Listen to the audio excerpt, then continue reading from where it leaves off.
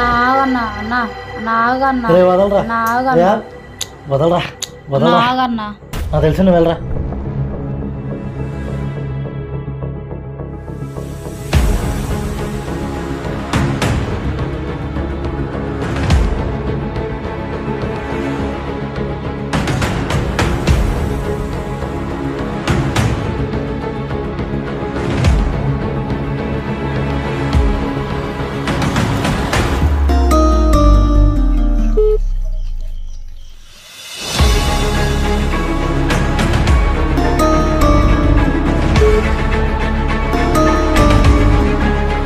ఏంటి బాబా మీకు అలా నా చావు కూడా నన్ను చావనేరా?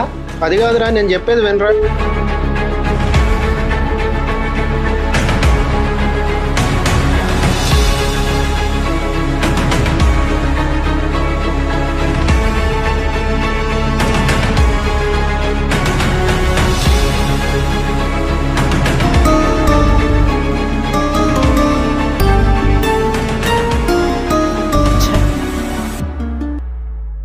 ఏంటి బావా? ఎక్కడ ఉన్నావు? ఇంటికి రా. నేను రాను. ఇప్పుడు దాకా మీకు నచ్చినవి చేశా.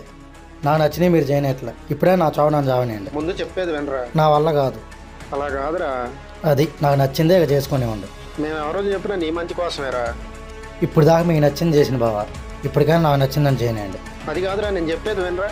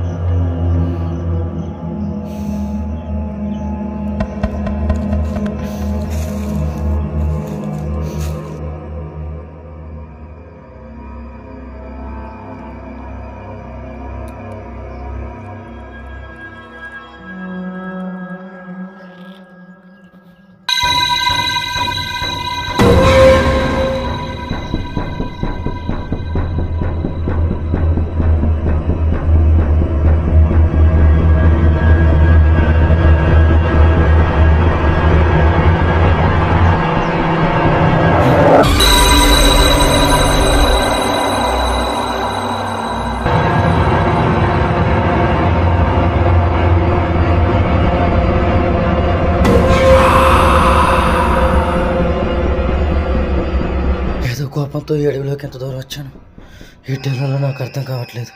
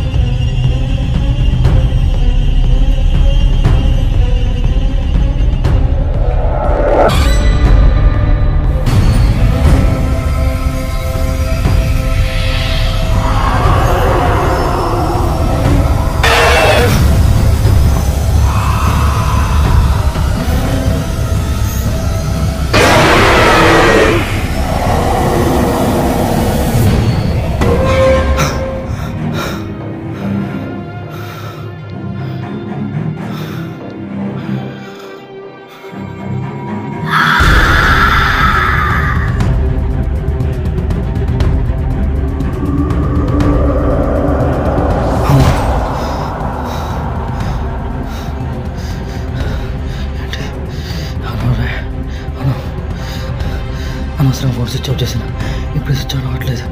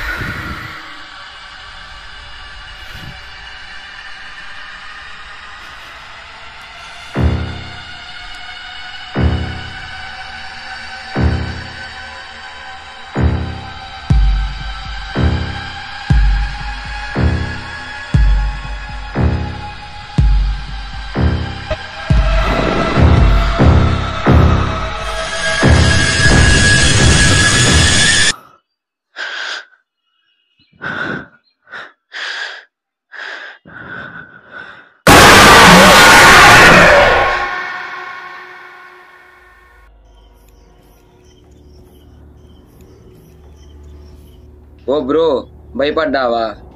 నేను ఎందుకు భయపడతాను? సడన్గా అనుకుంటే ఎవరు వచ్చేసరికి ఎవరా అని చూశాను. ఎంతకు నువ్వు ఎవరు తమ్ముడు? చెప్తాలే బ్రో, పద. అసలు ఎవరు తమ్ముడు నువ్వు? ఎంత అర్ధరాత్రి ఎక్కడేం చేస్తున్నావు? నా పేరు గోవింద్. అర్ధరాత్రే కాదు, అంతా నేనే ఉంటా. ముందు నువ్వేంటి చెప్పు. వీడేంటి అంతా నేనే అంటున్నాడు? కొమ్మ తీసి పిచ్చోడా ఏంటి? పిచ్చోని కాదులే బ్రో, భయపడకు. నా మనసులో అనుకున్నది నీకెలా తెలిసింది తమ్ముడు? నీ ఎక్స్ప్రెషన్ చూస్తే ఎవరికైనా అర్థమైద్ది. పరమదరిద్రంగా ఉంది. నా ఎక్స్ప్రెషన్స్ కూడా బాగానే ఉంటాయి తమ్ముడు. కల్ట్ ఫ్యాన్స్ ఉన్నారు తెలుసా నా ఎక్స్ప్రెషన్స్కి. ఎందుకు దమ్ము అనిపించింది నాకు. నిజమే తమ్ముడు. సరే సర్లే, నేనన్నా అనుకుంటావు అన్ని నిజాలైతే ఏంటి? ముందు నీకు అదేంటో చెప్పు, పద. పేరు గోపి తమ్ముడు. చదువుకుందామంటే చదువు సెట్ అవ్వాలా మనకి. ఫాస్ట్ ఫుడ్ పెడదాం అనుకున్నా, మా వాళ్ళు వద్దన్నారు. వంటలకు వెళ్దాం అనుకున్నా, మా వాళ్ళు వద్దన్నారు. క్యాటరింగ్కి వెళ్దాం అనుకున్నా, వద్దంటున్నారు. కోలాటానికి వెళ్తున్నా, వద్దంటున్నారు. ఏం చేద్దామన్నా మా వాళ్ళు వద్దంటున్నారు. వాళ్ళకి నచ్చిన పని నాకు నచ్చట్లా, నాకు నచ్చిన పని వాళ్ళకి నచ్చట్లేదు తమ్ముడు. ఏం చేయాలో నాకు అర్థం కావట్లేదు. నాకు చదివే రాదు తమ్ముడు. మా అన్నయ్య జాబ్ చూస్తున్నారా అంటాడు, నాకు చదివే రాదు. ఇంకా జాబ్ ఎక్కడ చేశాను? చేసిన దానికి చేయని దానికి ప్రతిదానికి లింకులు పెడతారు మా వాళ్ళు. ఒక పక్క మా అమ్మ, ఒక పక్క మా అన్నయ్య, ఒక పక్క మా బావ అక్క, ఇంకో పక్క మా పిన్ని బాబాయ్. నాకు మెంటల్ టార్చర్ అయిపోయింది తమ్ముడు. ఏం చేయాలో నాకు అర్థం కావట్లేదు. నిజమే బ్రో, ప్రతి ఇంట్లో అంతే. నా పరిస్థితి కూడా అంతే. చిన్నప్పుడు మట్టి తిండి అమ్మరిసింది. నిద్ర లెగిచి ఎర్రటి నిప్పుని కొండనుకొని తింటే అందరూ కోపడ్డారు. నేను సైలెంట్గా కూర్చుంటే ఒక ఆవు వచ్చి పాలు ఇచ్చింది. కాపరి రాయేస్తే నా తలకు తగిలింది. ఇక లాభం లేదని మా అమ్మ రోలుకి గట్టి. మా నాన్న అయితే ఏకంగా 14 సంవత్సరాలు అడిగి పంపారు. ఏంటి తమ్ముడు, నీకు నిండా 17 సంవత్సరాలు ఉండవు, 14 సంవత్సరాలు అడిగికి వెళ్ళావా? పాపకుంటే వెళ్ళావా? అదే బ్రో, 14 రోజులు. నువ్వు అర్థం చేసుకుంటావని అలా చెప్పా. ముందు నీ కథ ఏంటో చెప్పు. ఏమన్నా తమ్ముడు, ఇంకో టార్చర్ తట్టుకోలేక ఈ అడవిలోకి వచ్చాం. తీరా వచ్చాక ఏదో తెలియని భయం. దారి తెలియక అటు ఇటు తిరుగుతున్నాం. దారి చూపడానికి బ్రో నేను వచ్చింది.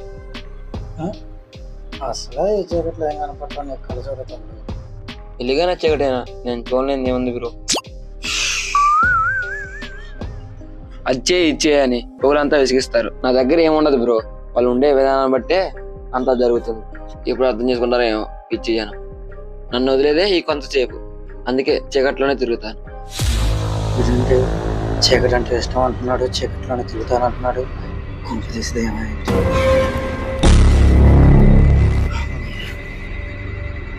కాళ్ళు ముందుకే ఉన్నాయా?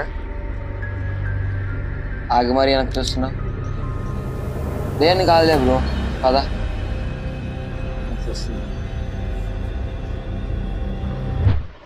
బాగా ఆకలిస్తుంది బ్రో. అదే టైంకి ఇంట్లో ఉంటే అమ్మ అన్నం పెడుతుంది. వ్యర్థమవుతుంది ఆకలి విలువ, అమ్మ విలువ.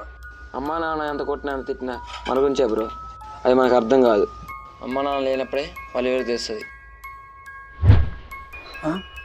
ఇది ఎక్కడి నుంచి తెచ్చావు? సమాధానం కావాలని ఆకలి తీరాలా? ఆకలి తీరాలా? నా దగ్గరికి ఎవరైనా ఆకలిని వస్తే వాళ్ళ కడపడం మనమే తెలుసు. ఏంటి పిలిచావు? లేదు, తెలిసాను, శివుణ్ణి.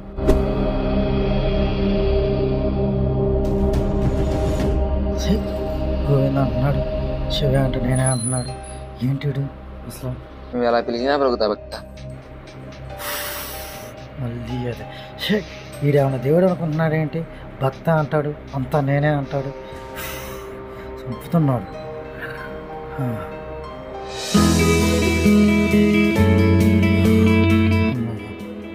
పోనీలే, దారి చూపించాడు.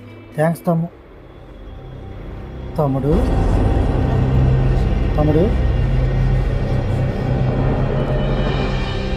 గోవిందా! ఇప్పుడు దాకా ఇక్కడే ఉన్నారా? ఎక్కడికి వెళ్ళినట్టు?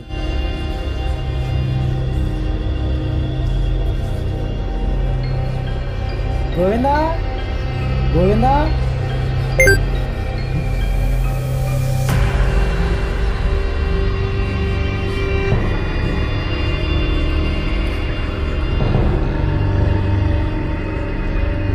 ఫోన్లో చేరుతున్నది కదా. నా చావు నన్ను చావనేయండి.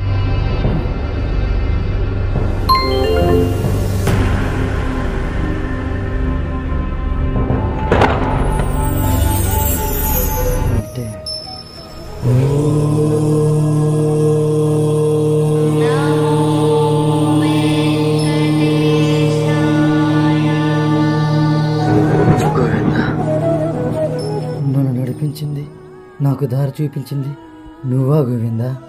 నా పేరు గోవింద్. అర్ధరాత్రే కాదు, అంతా నేనే ఉంటా. నువ్వు అర్థం చేసుకుంటావని అలా చెప్పా. ఇల్లుగా నచ్చేకటైనా నేను చూడలేని ఏముంది బ్రో. దారి చూపించడానికి బ్రో నేను వచ్చింది. ఇచ్చే అని ఊరంతా విసిగిస్తారు. నా దగ్గరికి ఎవరైనా ఆకలిని వస్తే వాళ్ళ కడపడం మనమే తెలుసు. ఏంటి పిలిచావు? నువ్వు ఎలా పిలిచినా బ్రతుకుతా భక్త.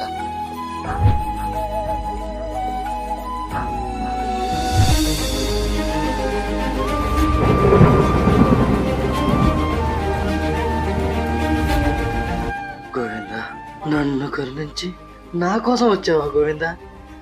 నా కోసం వైకుంఠం దిగి వచ్చావా గోవిందా? ధన్యోస్మి స్వామి, ధన్యం. నా జన్మ ధన్యమైపోయింది గోవిందా. ఈ జన్మ ధన్యమైంది. ఇన్ని రోజులు నేను తిరిగిన గుళ్ళు, ఉన్న ఉపాసాలు, చేసిన పూజలు, నేను రోజు పెట్టే స్టేటస్లు ఇప్పటికి చేరాయా గోవిందా నిన్ను? ధన్యం స్వామి, నా జన్మ ధన్యం. అఖిల బ్రహ్మాండాన్ని నీ నోటిలో చూపించిన చిన్ని కృష్ణుడవయ్యా.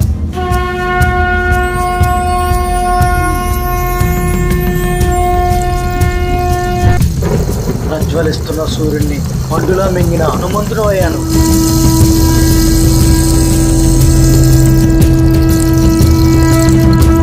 కలియుగాన వెలిసిన వెంకటేశ్వరుడు అయ్యాను.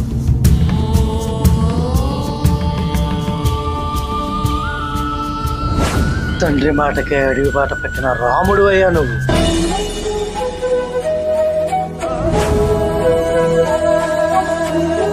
నేను నమ్మిన వాళ్ళతో నడిచి నీలకంఠునవై నువ్వు.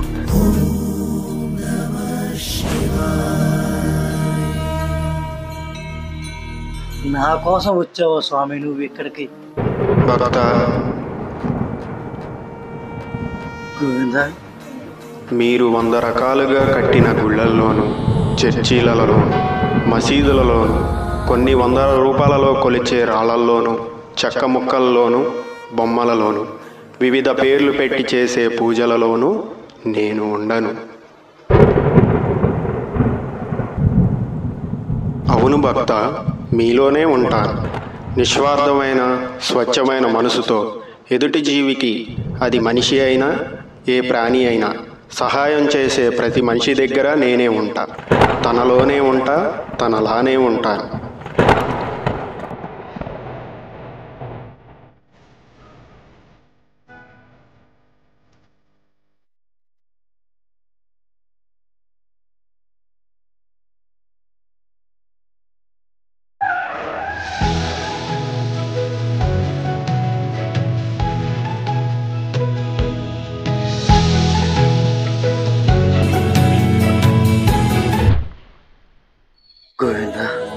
నీవు ఆనాడు ఆ పెద్దాయనకు చూపిన దారే ఈనాడు నీకు దారి చూపడానికి ఆ 7 కొండలు దిగి నన్ను నీ దగ్గరకు నడిపించింది. అలనాడు ద్రౌపద యుగంలో కురుక్షేత్రం ముగిసిన తర్వాత శ్రీకృష్ణుణ్ణి అర్జునుడు ఇలా అడిగాడంట, శ్రీకృష్ణ, వచ్చేది కలియుగం, అధర్మమే రాజ్యమేలుతుంది, మరి నువ్వెక్కడుంటావు? అప్పుడు శ్రీకృష్ణుడు నవ్వుతూ ఇలా అన్నాడంట, ఓ అర్జున, నిస్వార్థమైన మనసుతో మరో జీవికి సహాయం చేసే ప్రతి మనిషి దగ్గర నేనే ఉంటాను కదా. ఇప్పుడు అర్థమైందా భక్త, నేను ఎక్కడ ఉంటానో? సహాయం సహాయం సహాయం.